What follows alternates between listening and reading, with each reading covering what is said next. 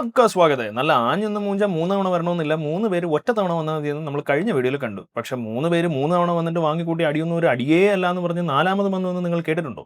അങ്ങനെ ഒരു സംഭവം നിങ്ങൾ കണ്ടിട്ടുണ്ടോ? അങ്ങനെ ഒരു പ്രതിഭാസത്തെ പറ്റി നിങ്ങൾ ചിന്തിച്ചിട്ടുണ്ടോ? അങ്ങനെ കേട്ടിട്ടില്ലാത്ത, കണ്ടിട്ടില്ലാത്ത, കൊണ്ടിട്ടില്ലാത്ത എല്ലാവർക്കും വേണ്ടി welcome to the world of madness. പടത്തിലിട്ട കാശ് പടയെന്ന് പറഞ്ഞ് തിരിച്ചു വന്നില്ലെങ്കിൽ അത് പടിപടിയായിട്ട് തിരിച്ചു വരും എന്നുള്ളൊരു ആത്മവിശ്വാസം ഉള്ളവർക്ക് മാത്രമേ ഈ പൊട്ടിയ പടത്തിനൊക്കെ 2ാം ഭാഗം എടുക്കാൻ പറ്റൂ. അതിൽ തന്നെ ഈ വിജയ് ബാബു ഒഴിച്ച് വേറെ ആർക്കും അതങ്ങനെ വർക്കൗട്ട് ആയതായിട്ട് എനിക്കറിവില്ല. പക്ഷെ പൊട്ടിയ പടത്തിനെ തന്നെ പിന്നെയും കെട്ടിത്തൂക്കി അതിന്റെ മൂട്ടിലിട്ട് പൊട്ടിക്കുന്നത് ഹിന്ദിക്കാരുടെ ഒരു വീക്ക്നെസ് ആണ്. അവർക്ക് അവിടെ ഈ ഫ്രാഞ്ചൈസി പരിപാടി ഉണ്ട്. ഇപ്പൊ തന്നെ നമ്മൾ ഈ ഹൗസ്ഫുൾ ഫ്രാഞ്ചൈസ് അല്ലെങ്കിൽ ഭാഗ്യ ഫ്രാഞ്ചൈസ് ഒക്കെ കണ്ടല്ലോ. ആ ഫ്രാഞ്ചൈസിലൊക്കെ ഒരു പാർട്ട് വലിയ ഹിറ്റ് ആയില്ലെങ്കിൽ അവരെന്തായാലും അടുത്ത പാർട്ട് ഇറക്കും. അതും ഉറക്കത്തിൽ കിടന്ന് ഇടത്തേക്ക് കൊണ്ട് എഴുതിയാൽ പോലും വരാത്തത്ര വൃത്തിയായിട്ട് ഐഡിയാസ് ഒക്കെ ആയിരിക്കും അടുത്ത പാർട്ടിൽ വരുന്നത്. അപ്പൊ ഇതേപോലുള്ള ഫ്രാഞ്ചൈസുകളുടെ കൂട്ടത്തിലെ കൊമ്പനാണ് മസ്തി ഫ്രാഞ്ചൈസ്. അതായത് 2004 മസ്തി എന്ന് പറഞ്ഞൊരു പടം ഇറങ്ങുന്നു. നമ്മുടെ ഈ ഹാപ്പി ഹസ്ബൻഡ്സ് ഒക്കെ പോലത്തെ ഒരു പടം. അന്ന് മസ്തി 4 ആൾ കണ്ടു. ആൻഡ് പടം എൻജോയ് ചെയ്തവരൊക്കെ ഹിറ്റ് ബട്ടണിൽ അമർത്തി. അന്ന് ആ പടം ഹിറ്റ് ആയെങ്കിലും പടം പിടിച്ച 3 പേര് 4 വഴിക്ക് പോയി. പക്ഷെ ആ കഥ എന്തോ വലിയ വാത്സായന കിച്ചടിയാണെന്ന് മനസ്സിലാക്കിയ ഡയറക്ടർ 2013 ഗ്രാൻഡ് മസ്തിയായിട്ട് വന്നു. അതേ അഫ്താബ് ഹൃദേശ് വിവേക് കോംബോ വിത്ത് പുതിയ 3 നായകന്മാർ ആൻഡ് കിഡിലൻ സോങ്സ്. പടം സെക്സ് കോമഡി ജോണറിൽ ഒരു ബെഞ്ച് മാർക്കായി. എത്ര പൊക്കമുള്ള ബെഞ്ചെന്ന് ചോദിച്ചു കഴിഞ്ഞാൽ ഗ്രാൻഡ് മസ്തി തിയേറ്ററിൽ കണ്ടിരുന്ന് കൈയടിച്ചുകൊണ്ടിരുന്ന ഒരുത്തൻ ഹാർട്ട് അറ്റാക്ക് വന്ന് മരിച്ചു.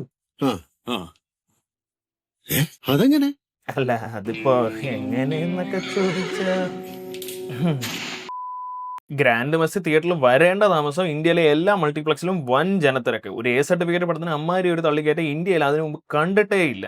ക്രിട്ടിക്സ് പടത്തിനെ വെട്ടിക്കയറി ഭിത്തിയിൽ ഒട്ടിച്ചെങ്കിലും പിള്ളേർ തിയേറ്ററിൽ കൈയടിച്ച് എൻജോയ് ചെയ്ത് പടം കണ്ടു. അങ്ങനെ 23ാം നാൾ ഗ്രാൻഡ് മസ്തി ആ വർഷത്തെ 5ാമത്തെ 100 കോടി പടമായി. പിന്നെ ഓഫ്കോഴ്സ് കഴിഞ്ഞ തവണ ഹിറ്റ് ബട്ടണിൽ അമർത്തിയ ഓഡിയൻസ് ഇത്തവണ സൂപ്പർ ഹിറ്റ് ബട്ടണിൽ അമർത്തി. അതൊരിക്കലും അമർത്താൻ പാടില്ലായിരുന്നു. യേജവാനിയും ചെന്നൈ എക്സ്പ്രസ് റേസ് ടു ഇറങ്ങി അതേ വർഷം നമ്മുടെ പടവും 100 കോടി അടിച്ചിട്ടുണ്ടെങ്കിൽ ആ കഥയിൽ ഇനിയും പിടിയാൻ പറ്റുന്ന എന്തോ ഉണ്ടെന്ന് മനസ്സിലാക്കിയ ഡയറക്ടർ ഇന്ദ്രകുമാർ 2016 ഗ്രേറ്റ് ഗ്രാൻഡ് മസ്തിയായിട്ട് വന്നു. അതേ അഫ്താബ് ഹൃദേശ് വിവേക് കോംബോ വിത്ത് വേറെ 3 നായകന്മാർ ആൻഡ് കിഡിലൻ സോങ്സ്.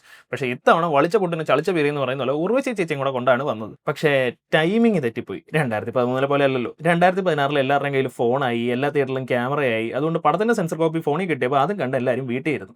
പടം അൾട്രാ ഡിസാസ്റ്റർ. പക്ഷേ എൻ്റെ ഒരു അഭിപ്രായം എന്താണെന്ന് വെച്ച് കഴിഞ്ഞാൽ കഴിഞ്ഞ 2 തവണ ഈ ടീം വന്നപ്പോൾ ഹിറ്റായി. ഇത്തവണ ഉർവശി ചേച്ചിയും കൂടെ കൊണ്ടുവന്നപ്പോൾ പടം ഫ്ലോപ്പായി. അപ്പൊ അതിന്റെ ഉത്തരം ഉർവശി ചേച്ചി തന്നെ പറയണം. പറയൂ. मुझे आज भी याद है എന്താ ഒരു നിശബ്ദത? പുല്ല്.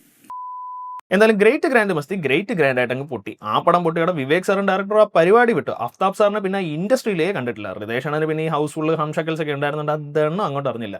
അങ്ങനെ വലിയ ചീത്തപ്പേരൊന്നുമില്ല. എല്ലാവരുടെ ലൈഫ് ഇങ്ങനെ സ്മൂത്ത് ആയിട്ട് പൊക്കൊണ്ടിരുന്നപ്പോഴാണ് 8 വർഷത്തിന് ശേഷം ഗ്രാൻഡ് മസ്തിയുടെ റൈറ്റർ മിലൻ സാവേരി സാർ മസ്തി 4ന്റെ ഐഡിയ ആയിട്ട് വരുന്നത്. ഗ്രേറ്റ് ഗ്രാൻഡ് മസ്തി എന്ന പേരിന് മുകളിലിടാൻ ഗ്രേറ്റ് ഗ്രാൻഡ് ഗിർത്ത് മസ്തി മാത്രമേ ഉള്ളൂ എന്ന് മനസ്സിലാക്കി മിലൻ സാവേരി സാർ പടത്തിന് മസ്തി 4 എന്ന് പേരിട്ടു. പക്ഷേ ഈ 4 തവണയൊക്കെ എടുക്കാൻ മാത്രം എന്ത് മാങ്ങാത്തൊലിയാണ് അതിനകത്തുള്ളതെന്ന് ചോദിക്കാൻ പോലും ആളുകൾ തിയേറ്ററിൽ പോയില്ല. അതിന് കാരണം നമ്മുടെ മിലൻ സാവേരി സാറാണ്. സാറിന് നിങ്ങൾക്കൊന്നും അത്ര വലിയ പരിചയം ഇല്ലാത്തതുകൊണ്ടാണ്. സാറെടുത്ത് ഒരു ചെറിയ സാമ്പിൾ കാണിച്ചു തന്നു കഴിഞ്ഞാൽ നിങ്ങളുടെ എല്ലാ സംശയവും മാറും.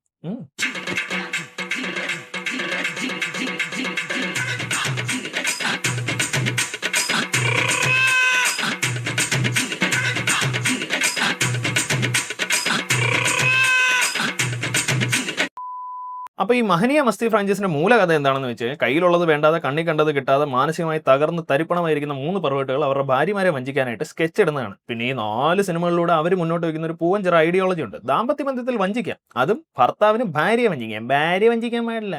ഇനി എങ്ങാനും ഭർത്താവ് ഇങ്ങനെ ഒരു ആഭാസനാണെന്ന് വിചാരിച്ച് ഭാര്യ കളഞ്ഞിട്ട് പോകാമെന്ന് വിചാരിച്ചു കഴിഞ്ഞാൽ അതിനുള്ള പ്രതിവിധിയും അവരുടെ കയ്യിലുണ്ട്. നിങ്ങളെ പോലെ ഒരു ആഭാസന്റെ കൂടെ കഴിയാൻ ഞാനില്ല. പോയി കുഞ്ഞിനെടുത്തോണ്ട് വാടി.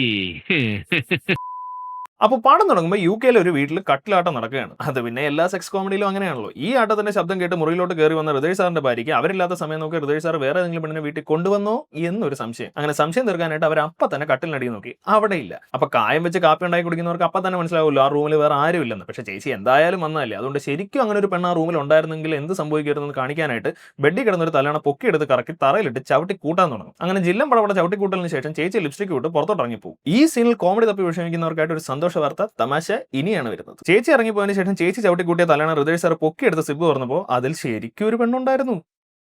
എവിടെ തമാശ? എവിടെ? Where is tamasha? Tell me where is tamasha? ഇവിടെ ഇത്രേ കിട്ടൂ.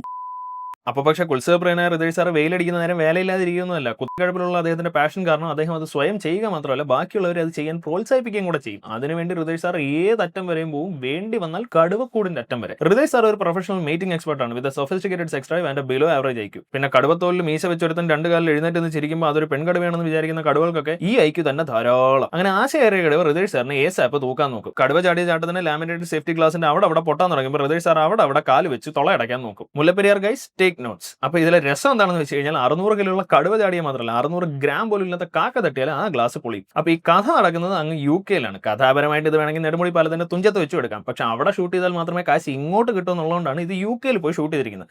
അപ്പൊ അവരുടെ നാട്ടിൽ പോയി ഷൂട്ടും ചെയ്ത് അവരുടെ കാശും മേടിച്ച് നക്കിയിട്ട് അവരുടെ സൂലൊക്കെ സോഡാ കുപ്പി ഗ്ലാസ് ആണ് ഉപയോഗിക്കുന്നതെന്ന് കാണിക്കാൻ ചില്ലറ കഴപ്പൊന്നും പോരാ.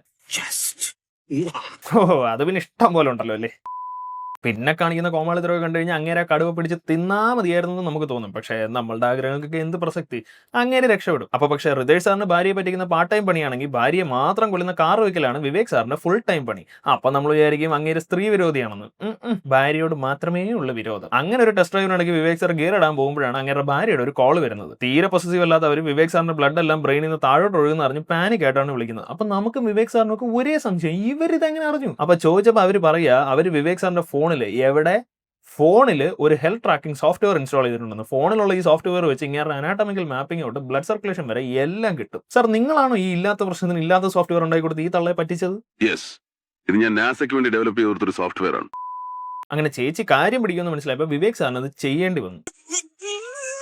അപ്പൊ തന്നെ ബ്ലഡ് വീണ്ടും തിരിച്ച് ബ്രെയിനിലേക്ക് പോയി. ഈ ഇല്ലാത്ത ആപ്പ് ഉണ്ടാക്കി ഇൻസ്റ്റാൾ ചെയ്യുന്ന സമയത്ത് ഒരു സാധാ ബഗ് ഇൻസ്റ്റാൾ ചെയ്തിരുന്നെങ്കിൽ ഇങ്ങനെ എല്ലാ പരിപാടിയും അറിയാൻ പറ്റുമായിരുന്നല്ലോ എന്നുള്ള സംശയം നിങ്ങൾക്കും തോന്നുന്നുണ്ടാവാം. പക്ഷെ ഞാൻ പറയുന്നത് എന്താണെന്ന് വെച്ച് കഴിഞ്ഞാൽ ലോജിക്ക് കോമഡി ഈ രണ്ട് സംഗതി ഇവിടുന്ന് പ്രതീക്ഷിക്കണ്ട. പ്രതീക്ഷിക്കുന്നില്ലല്ലോ, അതല്ലേ ഇവിടെ തന്നെ വന്നത്. അപ്പൊ 2 ഇമ്മാരി പർവ്വട്ടുകളാകുമ്പോൾ മൂന്നാമൻ മാത്രം എന്തിന് വ്യത്യസ്തനാണ്? എല്ലാവർക്കും കയ്യിലെടുക്കേണ്ട ഇഞ്ചക്ഷൻ സ്ത്രീകൾക്ക് മാത്രം പിൻഭാഗത്ത് എടുത്ത് കൊടുത്ത് വെഞ്ചാമരം വിരിഞ്ഞ ചിരിയും ഫിറ്റ് ചെയ്ത് കോൾമി എന്ന് പറയുന്ന ഇദ്ദേഹം ഒരു കർമ്മ നിര്യാതനായ ഡോക്ടറാണ്. എന്തൊരു നല്ല മനുഷ്യനാണല്ലേ. അപ്പൊ ഇങ്ങനെ മുള്ളുമുരുക്കിന്ന് ഊർന്നിറങ്ങിയാലും തീരാത്ത ആശകളുമായി ജീവിക്കുന്ന ഈ പാവങ്ങൾക്ക് അവരുടെ ജീവിതത്തിലെ ഏറ്റവും വലിയ പ്രശ്നം അവരുടെ ഭാര്യമാര് തന്നെയാണ്. ഒരുത്തന്റെ ഭാര്യ അവനില്ലാത്ത സമയത്ത് വീട് പിച്ചക്കാർക്ക് എഴുതി കൊടുക്കുമെങ്കിൽ വേറൊരുത്തി ഇന്ന് ശ്രീകൃഷ്ണ ജയന്തിക്ക് നാളെ ഗുരുനാനക് ജയന്തി എന്ന് പറഞ്ഞ് പൂജയോട് പൂജ. പിന്നെ വിവേക് സാറിന് അങ്ങേറെ ഭാര്യയുടെ റോക്കറ്റ് പോലത്തെ ബുദ്ധി താങ്ങാനേ വയ്യ. പല ജോലികളും അബലകളായ ഭാര്യമാരും ആണെങ്കിൽ ഇവരെ ഒരുമിച്ച് നിർത്തുന്നത് അവരുടെ ചിന്താഗതിയാണ്. അതായത് ആണുങ്ങൾക്ക് സ്വന്തമായിട്ട് ഓടിക്കാൻ വണ്ടി ഉണ്ടെങ്കിലും ഇടയ്ക്ക് ഒരു വൈരുദ്ധ്യത്തിന് വല്ലവന്റെ വണ്ടിയിൽ ലിഫ്റ്റ് ചോദിക്കുന്നതുകൊണ്ട് ഒരു തെറ്റുമില്ല. ചുരുക്കത്തിൽ നീ ഉദ്ദേശിക്കുന്നത് സ്ഥിരമായിട്ട് ഒരു ഭാര്യയെ തന്നെ ആശ്രയിക്കരുത്. അതെ, ഐഡിയ കൊള്ളാം. പക്ഷെ ഭാര്യമാർക്കും ഇതൊക്കെ ബാധകമാണ്. അല്ല, വൈവിധ്യം അവർക്കും ആവാന്ന്.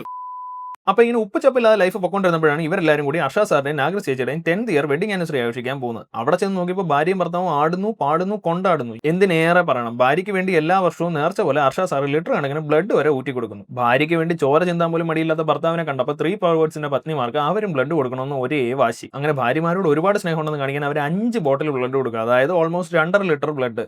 മനുഷ്യന്റെ ദേഹത്ത് ആകെ 4-5 ലിറ്റർ ബ്ലഡേ കാണും. അതിന്റെ 50% ഒരുമാതിരി പച്ചവെള്ളം പോലെ ഒഴുകി കൊടുക്കും വിത്ത് കഥാപ്രസംഗം. അങ്ങനെ ബ്ലഡ് കൊടുത്തതിന്റെ സന്തോഷത്തിൽ ഇവർ എഴുന്നേറ്റ് ഞെളിയുമ്പോൾ അപ്പൊ തന്നെ തല ഇറങ്ങി വീഴും. ഇവിടം കൊണ്ട് നിർത്തിയിരുന്നെങ്കിൽ അവരെന്തോ ശ്രമിച്ചു നടന്നില്ല എന്ന് കരുതി നമ്മൾ വിട്ടാനെ. പക്ഷേ ഈ സിനിമയുടെ ദീർഘദർശിയായ ഡയറക്ടർ പിന്നെ ചെയ്തത് എന്താണെന്ന് അറിയാമോ? അവരപ്പം തന്നെ ഗ്രൂപ്പും മാപ്പും നോക്കാതെ 25 ബോട്ടിൽ ബ്ലഡ് തിരിച്ചു കുത്തിവെക്കും. ഈ മനുഷ്യർ അഭിനയിക്കുന്ന പോട്ടെ, നമ്മൾ ആക്ഷൻ കട്ടൊക്കെ പറഞ്ഞു കഴിഞ്ഞാൽ അവരപ്പം അഭിനയിക്കും. പക്ഷേ ഈ ബ്ലഡിനെ കൊണ്ട് അഭിനയിപ്പിക്കാനൊക്കെ നിസ്സാര കോൺഫിഡൻസ് ഒന്നും പോരാ. ഞാൻ ആ കോൺഫിഡൻസ് ഭയങ്കരമാണ്. കാരണം അതുകൊണ്ട് ആക്ഷൻ പറഞ്ഞ സാധനം വരും.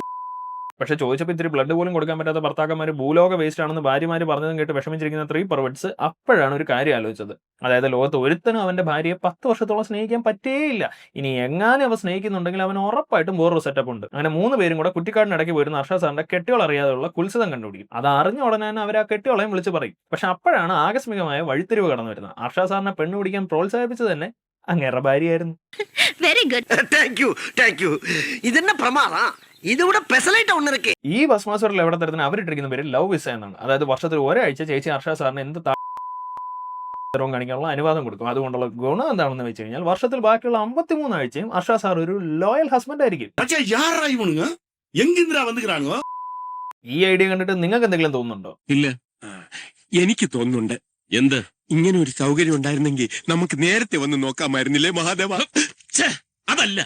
ആണ്, അത് തന്നെയാണ്. ഇങ്ങനെ ഒരു ഐഡിയ നമുക്ക് എന്തുകൊണ്ട് നേരത്തെ തോന്നിയില്ല ദാസ എന്നുള്ള മോഡലിൽ 3 perverts എന്നവരുടെ ഭാര്യമാരോട് ലവ് വിസ അടിച്ചു തരാൻ പറയും. ആദ്യം അവർ അടിച്ചു കൊടുക്കുമെങ്കിലും പിന്നെ നാഗർ ചേച്ചി പറഞ്ഞതിന് ശേഷം ശരിക്കും അടിച്ചങ്ങ് കൊടുക്കും. അങ്ങനെ വിസ കിട്ടിയതിന്റെ സന്തോഷത്തിൽ 3 പേരും വേറെ വേറെ ഫ്ലൈറ്റ് പിടിക്കാൻ പോകും. അങ്ങനെ ഹൃദയ് സാർ പോയ ഗേറ്റ് നമ്പർ 1 വന്ന പെണ്ണുപിള്ളാർ സാറിന്റെ പോക്കറ്റിൽ ഇരുന്ന ഒരു ബോട്ടിൽ എടുത്ത് സാരെ ജഹാംസെ അച്ചാന്ന് പറഞ്ഞ് ദേഹം മുഴുവൻ വാരി അടിക്കും. ഇത് കാരണം നാട്ടിലെ എലിയും മൊയിലും കുരങ്ങനും കാട്ടുപട്ടിയും പട്ടിക്കുട്ടിയും എന്തിന് കൊമോഡോ ഡ്രാഗൺ വരെ ഹൃദയ് സാറിനെ കയറി അറ്റാക്ക് ചെയ്യും. ചോദിച്ചപ്പോ പറയാ അത് ഫെറമോൺ കുപ്പിയിലാക്കിയതായിരുന്നു. ഇത് ഈ പടം കാണുന്ന മനുഷ്യരെ അപമാനിക്കുന്ന പോട്ടെ, എന്തിനാണ് ഈ പാവപ്പെട്ട മിണ്ടാപ്രാണികളെ ഇങ്ങനെ കൊന്നു കൊല വിളിക്കുന്നത്? ഇവർക്ക് വേണ്ടി ആരെങ്കിലും പരാതി കൊടുക്കണം.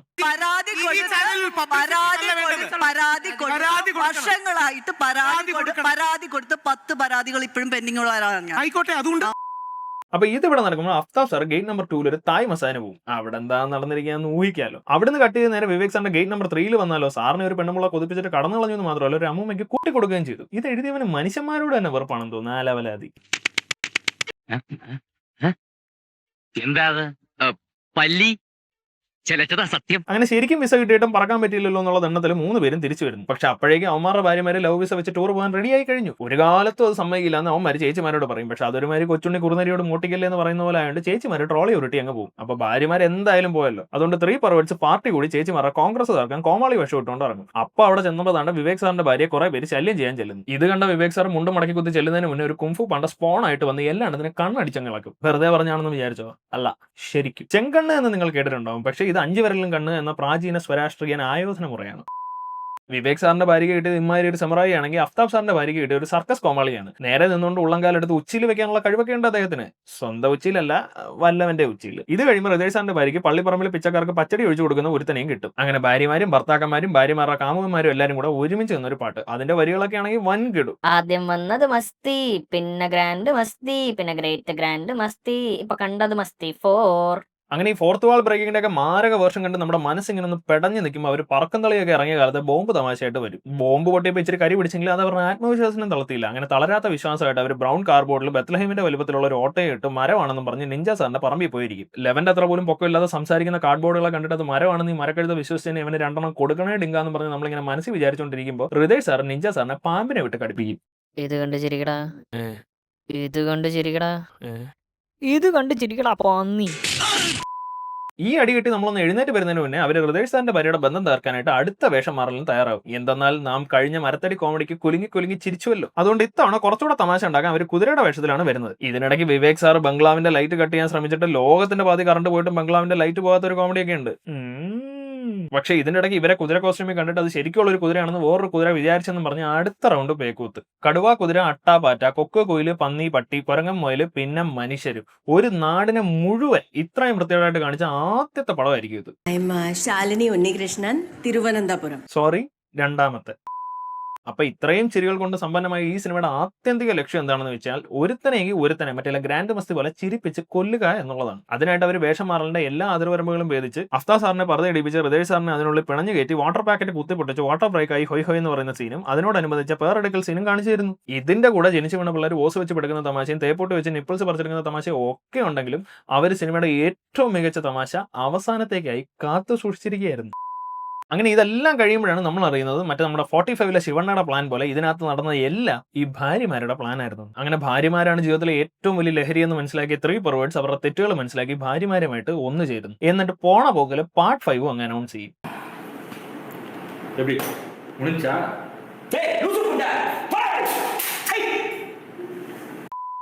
അപ്പൊ 3 പേര് ഒറ്റ തവണ വന്നത് 3 പേര് 4 തവണ വന്നതൊക്കെ നമ്മൾ കണ്ടല്ലോ. ഈ പടമൊക്കെ ഉണ്ടായി വരുന്നത് എങ്ങനെയാണെന്ന് നമുക്ക് ഊഹിക്കാം. കാരണം വലിയ സ്റ്റാറുകളുണ്ട്, വലിയ ഫ്രാഞ്ചൈസ് ഉണ്ട്, അതുകൊണ്ട് തന്നെ കാശിടാനും ആളുകളുണ്ടാവും. പക്ഷെ ഇതൊന്നും ഇല്ലാത്ത ഒരുത്തൻ ശ്രീലീലയെ നായികയാക്കി ഒരു പടം പിടിച്ചിട്ട് അത് 8 നിലയെ പൊട്ടിച്ച് ചരിത്രത്തിൽ ഇടം പിടിച്ചിരുന്നു.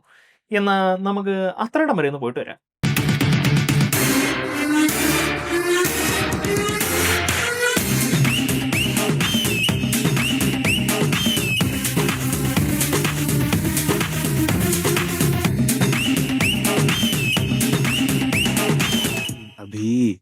ಅಭಿ ಅಂತ ಕರೆದ್ರೆ ಕೇಳ್ಬೇಕನ್ಸ್ತಿದೆ. ಅಭಿ ಹ? ಅಭಿ ಇದೇನ್ ಇವ್ರ ವಾಯ್ಸ್ ಒಂಥರ ಇದೆ. ಅಭಿ ಅಭಿ ಅಭಿ